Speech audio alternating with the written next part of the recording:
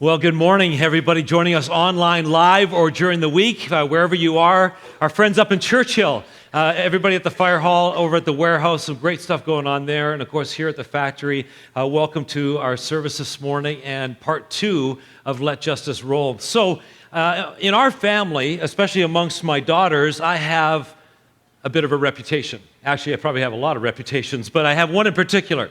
My daughters think that I can fix anything. And I love it. It's so sweet. It's so endearing. They think that the journey from broken and not working over to fixed and working is this straight, easy little highway, and Dad can do it. So they bring me all sorts of stuff that's broken and hoping that I can fix it. However, I need to let you know that as endearing as that is, and as much as it's an ego boost for them to think that I can fix anything, it's not true. It's absolutely not true. In fact, I can barely fix anything. And the journey from broken to fixed isn't a nice straight little highway. In order to get there, I need to enter in and walk through the forest of the unknown. I need to wade through the swamp of confusion. I need to go through a valley of bewilderment. How does this thing even work? And then I need to challenge the mountain range of failed attempts. Case in point. Last year, I had a British 1975 Triumph Spitfire sitting in my garage on blocks for 3 years. I finally got around to working on it. And so the body work was going pretty good, and the interior work was going pretty good, and I was getting pretty excited about firing this thing up. And when I went to fire it up, I could not wait, because I love lights. I couldn't wait to see the lights. I wanted to see the signal lights. I wanted to see the headlights. I wanted to see the dash gauge lights. I wanted to see the wipers go back and forth. I wanted to hear that little horn, beep, beep. I just wanted to hear that all this electrical stuff. And when I went to fire it up and turn all this stuff on, nothing worked. Nothing worked. And I found myself in this land of broken and not working. And in order to get to fixed and working, my daughters would say, well, yeah, in a couple of weeks it was working. It was so easy. But it wasn't easy. In order to get there, I needed to go through that forest of the unknown and the confusion and the bewilderment and way too many tries. And in fact, in order to get there, I needed to take the entire dash apart, and I needed to follow every wire, every fuse, every diode. I don't even know what a diode is. You see, here's the problem. I hate electrical. It scares me. I do not understand it at all. I don't know how anything works on my dashboard. So what I needed to do was follow every single wire and try and learn. By taking it apart, I had to try and learn how this thing actually worked. And sure enough, after spending way too many hours, a couple of weeks later, I had it back together and it was working beautiful. But the road from broken to fixed was a very, very, very difficult road. And my daughters have no appreciation for what it takes to go from broken to fixed. So last weekend, Pastor John did a phenomenal job of walking us into the book of Amos. Now, why would anybody read the book of Amos? Well, we're reading the book of Amos because we have set for ourselves a very, very audacious goal as a church. That every Riverwooder would read every word, every verse, every chapter, and every book of the Bible in 1,000 days. Now, I don't say that to guilt you. We're on day 193. We're in our 15th book, the book of Amos. And I don't doubt that a pile of us have fallen off the wagon. We hit the I'm all in button, and it's been kind of hard to read the Bible lately. And we knew that when we got into this, we were going to have some very, very difficult days, because some of the chapters we were going to be reading are really going to be challenging. And the book of Amos has proven to be one of those. So John taught us last week that the book of Amos was written by this kind of nobody knew shepherd, the sheep raiser, fig tree farmer from the rural area who walks into the temple area and begins to prophesy. And it's a very, very difficult book. It's only 9 chapters long, but it's full of poetry and darkness. In fact, there's nothing of hope in this book until the last 3 verses. The whole thing is all about God's judgment on the people.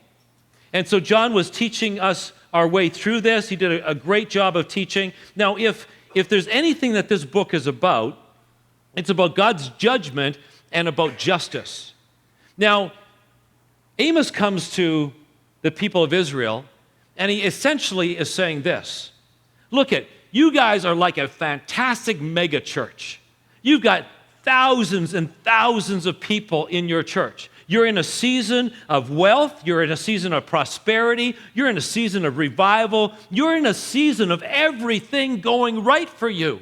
This is amazing. You're like a mega church with thousands and thousands of people. You've got big offerings. You've got rockin' contemporary worship on your harps. I mean, it's really cool. And on your trumpets. You've got dynamic programs. You have everything you need for success. But here's God's word to you. What you think is success, God thinks is failure. Ouch. In fact, this is where John left us last week. He took us through chapter 1, 2, 3, 4, and he left us in chapter 5 with God's words. And let me just remind you and read to you again what God says to this mega church where everything is going so well.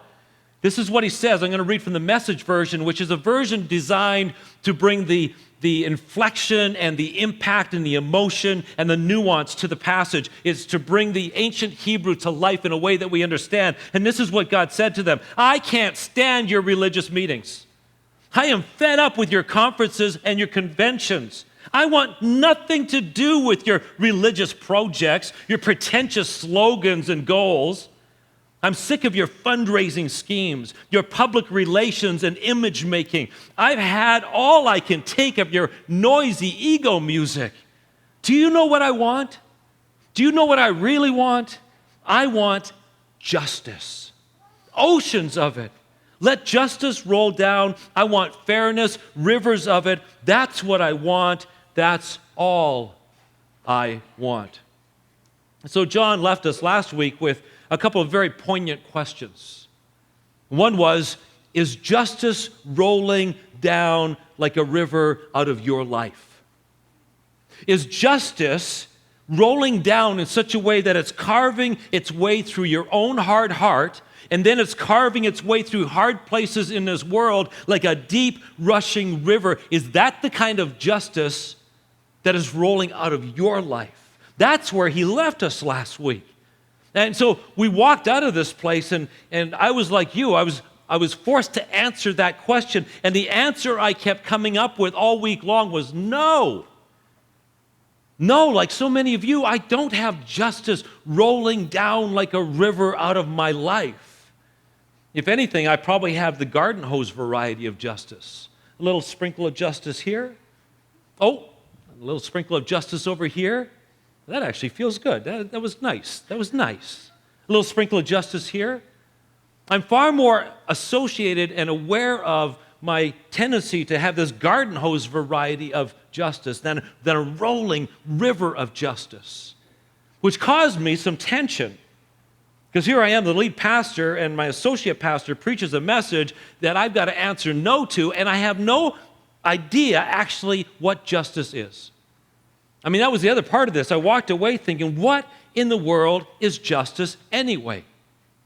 John sort of said, listen, for many of us, our justice is broken. It's not working over here. And then he painted this amazing picture of what justice and what it would look like if it was fixed. And if you walked out of here thinking it's a straight line, it's a nice little highway, boy, are you in for a shock. Because in between there, in order to go from broken to fixed, you need to walk into the forest of the unknown. You need to trudge through the swamp of the confusing. You need to go through valleys of bewilderment. You need to take on mountain ranges of failed attempts before you'll ever really know what justice is.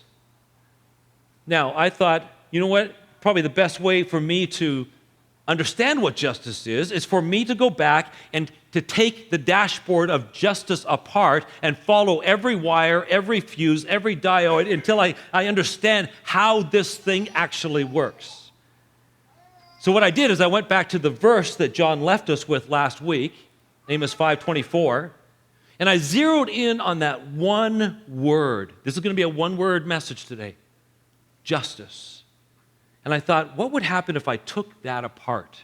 What does it look like?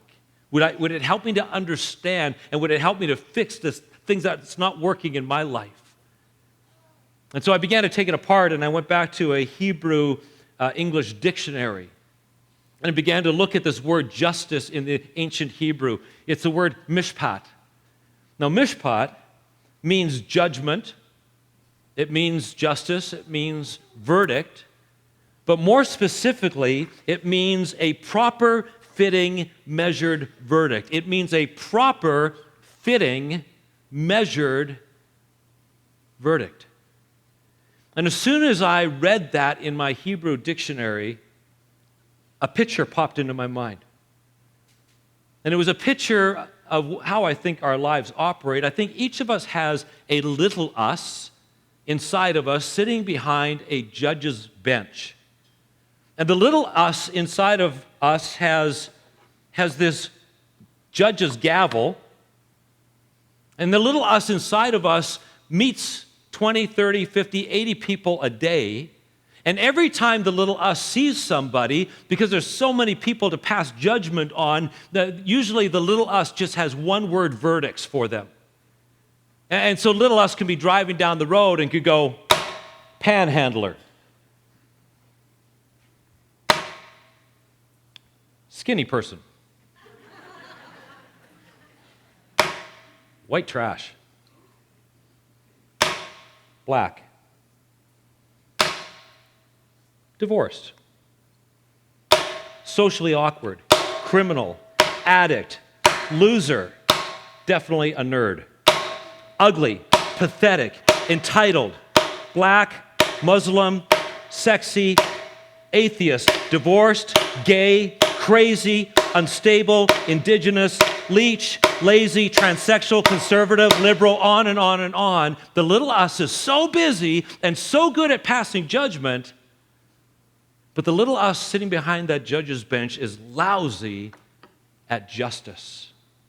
Because biblical justice, mishpat, is a proper, fitting, measured verdict, and there's no way that those are proper, fitting, measured verdicts. And yet, the little judge offers those as verdicts every single day on people around us. The Bible, though, tells us what the only proper, fitting, measured verdict is. And we read about it actually on the very first page of the Bible. Genesis chapter 1, verse 27. I'm going to reference it in a Greek version because there's a word here that's so picturesque. I don't want us to lose it. And so it says this: so God created human beings in his own icon. In the icon of God, he created them, male and female, he created them. So what is an icon? Well, an icon is a likeness. An icon is a representation. An icon is a duplication. It's a image. And so here in the very first page of the first chapter of the Bible, God says that every human being was created in the likeness with the stamp of God on them. Adam and Eve were created as, let's say, a crisp, shiny, smooth, good-smelling $100 bill. And they had the image of God stamped on them. This $100 bill, what it gives us its value is that it has the image of Sir Gordon Borden, our 8th Prime Minister of Canada, 1911 to 1920, really known for taking us through World War I. His image is stamped on here, and the government of Canada's image is stamped on here. That's what gives this $100 bill its value. And so Adam and Eve were in the garden, and they were crisp, new, clean, perfect, beautiful, holy $100 bills with God's stamp icon on them. However, they fell into sin. And after sin, they were much more like this $100 bill. This $100 bill is pretty ratty. It's pretty dirty. It's pretty worn. It's torn. It's even actually got a hole in it. It's still got Sir Gordon Borden's stamp image on here. Still got the image of Canada stamped on here. However, it's in a little bit rougher shape. But here's the deal. What you need to understand is that every single one of us is an icon of God. Every single one of us has the stamp of God on our life. If I was to walk up to you and say, you know what, this crisp $100 bill is actually claimed, but I'll give you this worn out $100 bill, how many of you would want this? Oh, a whole bunch of you. Yeah, why? Why in the world would you want this? Is not a nice $100 bill. This thing is pretty ratty. Why would you want this? Because it still has the same value, doesn't it? It still has the same worth and value. And what we need to realize is that every single person in this room, every single person you meet, every single person you see as you're driving, every single person around you that you work with, that you live with, every single person is stamped with the stamp of God on them, and they have the same value as you do. However, when we go walking around and our little judge rises up and gives one-word verdicts, gay, black, Muslim, atheist, religious person, holier than thou, and we give these one little word verdicts, we are dishonoring the stamp of God on our life. And here's the deal, God never printed 50s. He never printed 20s. There are no 10s and there are no 5s. All God ever printed were hundreds, beautiful, beautiful hundreds with His stamp on them. And we need to realize that every single person that we meet, every person we bump into, is just like us. They've got the stamp of God on them.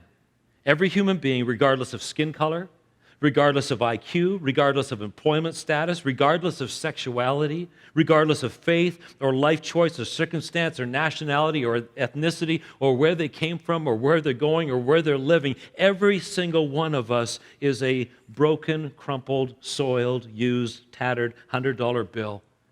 But we've got the image of God stamped on us, and that's where our value comes from, and we need to realize that, and we've got to actually steal the gavel back from the little us inside of us. We need to kick the little us off the bench and say, the only verdict I will ever pass from here on is that you are a $100 bill, that you have got the image of God on you, and you, who I used to call gay, you have the image of God on you.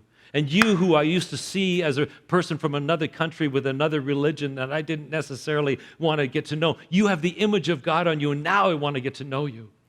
Because every single person we meet has got the image of God. That is the proper, fitting, measured verdict. Now, as I was digging around in my Hebrew dictionary, I found something else fascinating about the word mishpat. It means to enter into controversy, to contend and defend.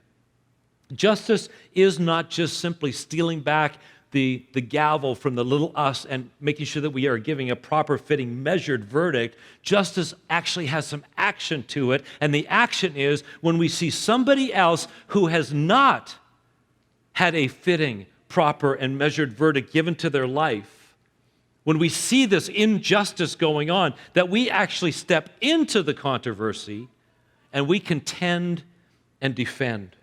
The first part of justice is the driver. It's the internal combustion engine. The first part of justice is the heart.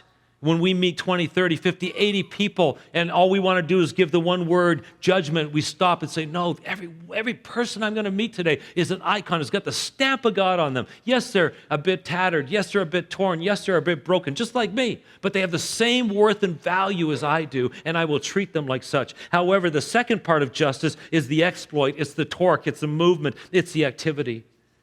Now, as a church, if you've been around here for a while, you know that we are unapologetically activistic.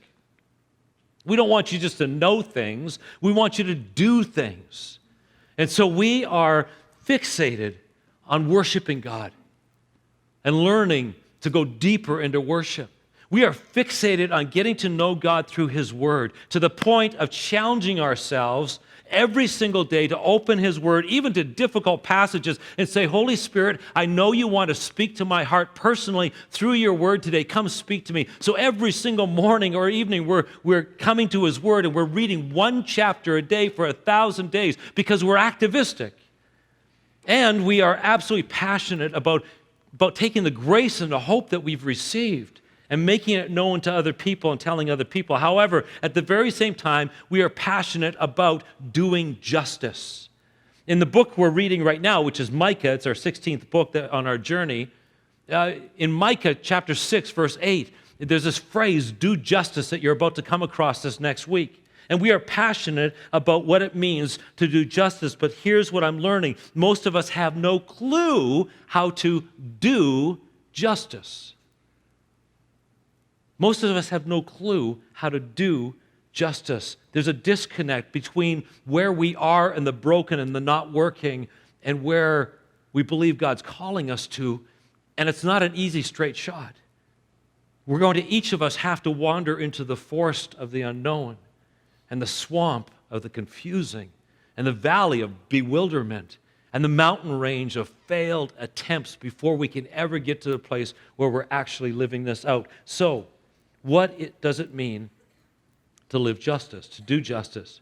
What does justice look like flowing out of the God follower? Does it look like Trash the Neighborhood, where a few hundred of us get together on a Saturday morning, we take our shiny trucks and trailers and we go out into the community and we pray to God that He would link us up with people who have got a bad rap or have had a bad experience, and maybe we could just bless them and take the trash out of their life that maybe the city wouldn't take? Is that what justice looks like? Absolutely. Does it look like the turkey trot last year when hundreds of us ran and did this relay marathon running thing to raise money for a community kitchen in our neighborhood where we could do food services and we could train people in hospitality and we could actually have a community kitchen and teach people how to cook? Does it look like that? Absolutely. Does it look like sponsoring a child in Eswatini? Or maybe another country around the world? Does it look like writing a check or doing an electronic transfer every single month for $38 to try and bless some kid and send them a care package and maybe write a letter to them once a year? Is that what justice looks like? Absolutely. Does it look like going on a mission trip to Eswatini or maybe some other place in this world where we actually befriend and get to know and try and serve and resource people, especially people who are living in poverty? Absolutely. Does it look like serving in one of our community programs, where maybe we're joining with and helping in our kids clubs that have been running for over a decade in 2 different schools and just connecting with kids in our community, or the Refuge, a group of at-risk and vulnerable moms who are always in need of mentors and kids to take care of vulnerable kids, or maybe at the Garage, our food bank and drop-in, or in our community cooking class, or maybe serving at our African refugee service where we're always in desperate need of bus drivers and people to work with the kids. Is that justice when we do that? Absolutely. Is it welcoming, finding freedom into our church and saying we will clear the schedule and make room for you to bring hundreds of people into this place who have suffered with addictions and substances, and we will try and speak life into their life, and we'll try and serve by serving them? Is that what justice looks like? Absolutely. Does it look like partnering with the Winnipeg Supportive Housing Group, who is right now trying to raise through the federal, provincial, and local sources $6 million to give to Riverwood so that we can build a 40-unit sober living transitional housing on our property next to the fire hall? Is that what justice looks like? Absolutely. But I would suggest to you that most of that, for most of us, is the sprinkler hose variety of justice. If we dig down into the motives of why we do some of that stuff, for most of us, there are some in our church who understand this stuff and are leading the way. We need to learn from them. They got this figured out. But for the majority of us, it turns into a sprinkler hose variety of justice, more like charity than justice. Oh, I'll go serve a Trash the Neighborhood for a couple of hours. Oh, I feel good about myself. Oh, I'll sponsor a kid for $38 a month. Oh, I spent twice as much on coffee, but that's okay. I feel good about myself. Oh, I'll spend a couple of hours, only once a month because I'm pretty busy, taking care of some kids at the Refuge, but I feel good about myself when I walk away. That is not justice. That is charity, but it is not justice. So what is justice? Justice is not doing things to feel good about ourselves or sprinkling a little bit of charity here or there out of our leftovers. What is justice? Justice requires that we get close. It requires proximity. It requires proximity. At the Global Leadership Summit, one of the speakers said this: "You don't have a mandate to change the world." How many times have you heard a pastor, how many times have you heard me? How many times have you heard our church say, we're going to change the world? And this guy blew that up. He says, you don't have a mandate to change the world. Your mandate is to change the world around you. Your only mandate is close proximity. You can't just sprinkle a little bit of justice at arm's length over here for a couple hours and sprinkle a little bit of justice at arm's length over here for a couple of dollars. Justice requires that we enter into the controversy and we contend and we defend. And the only way you can do that is close proximity. Here's the measuring stick for justice. Do you know their name and do you know their story? You see, the little judge inside of us, gay, poor. No. Grab that gavel away from them. An icon of God, tell me your name. Tell me your story. I'd like to know how you've experienced life. And then when we see that somebody else has not received a fair, measured, fitting, proper verdict, which is the icon of God in their life, then we step in and we enter into the controversy and we contend and defend. But the only way you can do that is by knowing their name and knowing their story. Listen, my message today is not designed to solve anything. This message is not designed to resolve anything. In fact, this message today isn't even designed to teach you anything.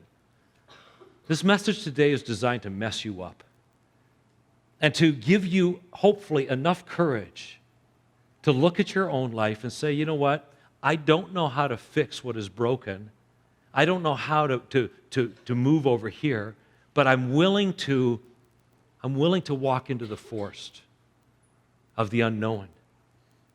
I'm willing to wade through the swamp of the confusing. I'm willing to enter into that valley of bewilderment. I'm willing to challenge that mountain of failed attempts, and maybe the combination of mucking my way through that will help me to come out the other side where I actually make this a reality and can do some stuff. So you don't actually know how to do justice. Guess what? Neither do I.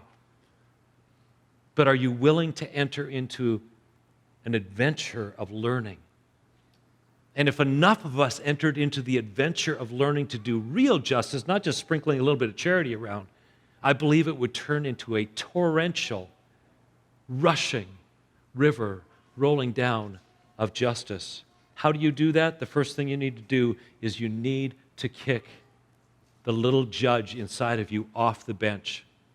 You need to steal the gavel, and you need to start looking at every person around you like an icon of God. So my daughters, they have this idea that I could fix anything. They also, if you talk to them, probably have this idea that I can make anything. It's not true. Don't believe them. But I went looking this last week for a judge's gavel. Couldn't find one anywhere. Went to all the value villages, couldn't find one. Thought, well, you know what? I'm just going to have to make my own. So I took a pepper shaker and a barbecue fork and put them together and made a gavel. But I'm standing at Value Village, my fourth Value Village, and I'm holding my pepper shaker and my barbecue fork, and I'm standing in line, and I'm in a hurry. I'm tapping my foot. I'm like, come on, I got to get going. And there's this guy in front of me. And the little judge took his bench, and he went, immigrant. And then there's a young lady who was serving as cashier, and there was a few more words for her. She had blue and green hair, and she was not particularly fast. And as I was standing there, he's in broken English, and he's trying to communicate. He's got a stack of clothes like this, and she's trying to ask him about his purchase, and he's not communicating very well, and I'm just getting frustrated. And it's like, come on, I got to go preach a message on justice. Like, hurry up, you know? And then she said these faithful words. She said, would you like to become a rewards member? And I'm like, no, say no. And he says, well, how long would it take? She says, about 5 minutes. I say no. He's, sure. So they start typing in his name and his address and all this stuff. And then meanwhile, I look down at my pepper shaker and my barbecue fork, and I went, oh my goodness. I haven't even preached this message yet, and I can't even live it out. So I quickly stole the the gavel away from the little judge inside of me. And although I did not have time to ask him, I thought, gee, I wonder what your name is. And I wonder what your story is. And I wonder how you've experienced injustice. And I looked at this young cashier and I thought, wow, I wonder what your name is. And I could see she had a name tag, so that was sort of answered. But I wonder what your story is. I wonder how you've experienced injustice. It changed everything, but it's a discipline. First thing you need to do is take away the gavel. The second thing is to step into the controversy and to contend and defend. And in order to do that, you are going to need to get to know their name, and you're going to need to get to know their story. Now, why would we do this? Why in this world today would we do this? Well, the answer is because it's exactly what Jesus did for me, and it's exactly what Jesus did for you. He looked at you and he saw the stamp of God on you. He said, oh, this person is so incredibly valuable. They're not just a one word. He could have easily just said sinner, loser, disgusting. But he didn't. He saw the icon of God on us. And he got to know your name and he knows your story. And then he stepped into the controversy to contend and defend for you. And all this Bible asks us to do is to be like Jesus. So will you? You have some homework. Your homework is to repeatedly steal the gavel away from the little judge this week, to see people as icons of God, and where you have the opportunity to actually slow down. And I'd love to hear your stories. If you want to email me or come talk to me next week or whatever, I'd love to hear your stories of where you actually did this, and then you actually took time to get to know somebody's name, and you got time to listen to their story and to step into the controversy. We're going to take a few moments right now to internalize this and to say thank you to our Heavenly Father, to Jesus Christ, for how he sees us and what he did for us. The Bible recommends that we take some bread and we take a cup and we share communion. You know what's so cool about communion? It's common union. It's all of us coming to the table, no matter where you're from, no matter your sexuality, no matter your nationality, no matter your economic income, no matter the labels that have been put on you. We all come to the common table as equal icons of God to share in what Jesus did for us. And so I invite you to take the bread and take the cup. We'll do this at all of our sites, and we're going to sign off right now to those sites. God bless you. Have a great week.